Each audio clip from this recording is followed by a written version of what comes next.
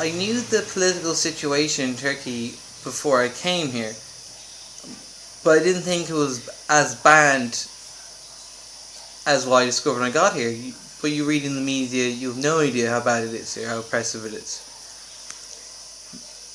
Now, for starters, there's excessive level of rules as there is. I left Ireland because there's too many rules in Ireland, and I come to Turkey, it's even worse. You can't run in public, you can't play music in the street, you can't sing along to the call of prayer. There's all these kind of rules. There's also cultural rules. You can't take off your shirt in public. Oh, you can't praise Allah in the street. That's just crazy. Now, there's a few different kinds of Turkish people I come across. You have one type that identify themselves strongly nationalist as Turkish, and there's a Turkish way of doing things. You can't change them, and you have to do the Turkish way, which is also coincidentally strongly Islamic. Now, you get these kind of people in every country who are staunch nationalists and traditionalists, which is logical because science advances, we get new information all the time, and we do new things to improve ourselves. Attaching yourself to identity, any kind of form of nationalism or tradition, is going to cause yourself some harm. You have another kind of bunch of Turkish people who like their Turkish tradition, go, yes, this is a Turkish way of doing things, but realise there's something wrong with Turkish tradition, need to change. Then there's other kind of Turkish people who think it should all change. They don't know what it should change to, and they're grabbing different ideas from foreigners. And some of these people be very socialist, and socialists are latching onto these kind of people like any other kind of snake oil salesman. And then you have my favourite kind of Turkish people who just went, I don't care about the Turkish way, I don't care about the Western way, I'm going to do things my own way because I as a human being have rights, and I'm going to be a homosexual, dance on the street, smoke marijuana, or wherever it is. I find a lot of these are a minority, but these are the kind of people that I tend to hang out with most. The kind of Turkish people that don't believe that Turkey is a real place, because it is not. My direct experiences would start off with being when I was in hospital.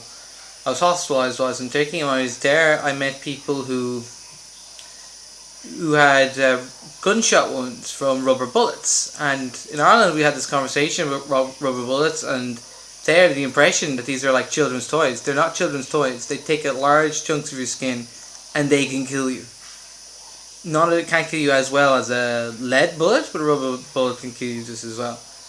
And you see the aftermath of some of these protests. Large levels, I don't know what that bang was just there, I'll check it out in a minute. Large levels of destruction, kebab, salesman cleaning blood off the street, that kind of thing. And the evening after that, I was drinking tea with my friends, and just drinking tea, chai as we call it. Just drinking chai, and I hear lots of loud noises, and I look up the street, and I see this massive cloud. It looking like something from the nothing, from Never-Ending Story, and I go, oh, a cloud can't hurt me, clouds are full of water, clouds are great. A cloud burned the hell out of my face, tear gas hurts your eyes, hurts your nose, hurts your mouth, it was very sore. And we had to duck and hide in the coffee shop for a few hours. And, people are spending the evening and people just watching people running around the street screaming. But the community does help each other out. Like old women watch out up the road for police come in, they inform people down the road and that kind of thing. Because I have seen these protests. You'll have some people who gather together with flags, but it's predominantly just people out in the street, minding their own business, making music, and the police, they're not attacking the protesters, they're attacking anyone who's on the street. Like, you could be sitting there at home, mind your own business, you love the police, you love your government, strong nationalists, you think everything's fantastic, the tear gas will still get to you, irregardless of your beliefs. The tear gas comes in your home. It's not like a computer game where it only gets a small area and disappears after a few seconds. It stays for hours, and it gets in everyone's home. If you were asleep, you were breathing in tear gas, causing permanent damages to your lungs. It is really serious, and it's a breach of human rights to have tear gas fired upon you. So I've seen quite a lot of protests. I've seen police shoot guns, police beat people, beating people for helping people who've just been beaten. I've seen women tied up and arrested and being beaten and being covered in blood, going unconscious while they're being tied up. See all sorts of atrocities. These police are being paid twice the amount of money as the ordinary police. And you have to remember this, there's two different kinds of police here in Turkey. There you've got your local police, which are there constantly, which have been told are fine. And then you have these new police, which are loyal strictly to the Prime Minister, not the government, not Turkey, not the people, the Prime Minister himself, and they are psychopaths. I've been searched, which is fine. How I get it by usually, because it is every single night, there are more police than people on the streets in where I am in Kadıköy. And the police are very menacing, they're very intimidating, and they come up to me and they ask me what I'm doing. I say Turkish or yok, I don't have Turkish. And I tell them I'm a tourist. I usually walk around with a cup of coffee or a cup of chai in my hand, so I look super touristy. And I go, oh, I am a tourist, I don't know what I'm doing, I'm looking for my friends, and this kind of thing. So if you're going to Turkey, expect to be tear gassed. Now, touristy sections such as Sultanahmet, going from protest area to Sultanahmet, nobody knows what's going on. Unless you were there at the protests, there isn't a lot of media coverage. Unless you see the videos of people that put it themselves on YouTube, the information is not getting out. You experience it, you try and expect the experience, but media aren't paying attention. I've contacted Western media, they don't care. I've contacted, I'm not going to name them, I've contacted government offices and said I've been tear gassed. I'm an Irish citizen, I've been tear gassed. The response I've gotten is, I have also been tear gassed and so has my wife.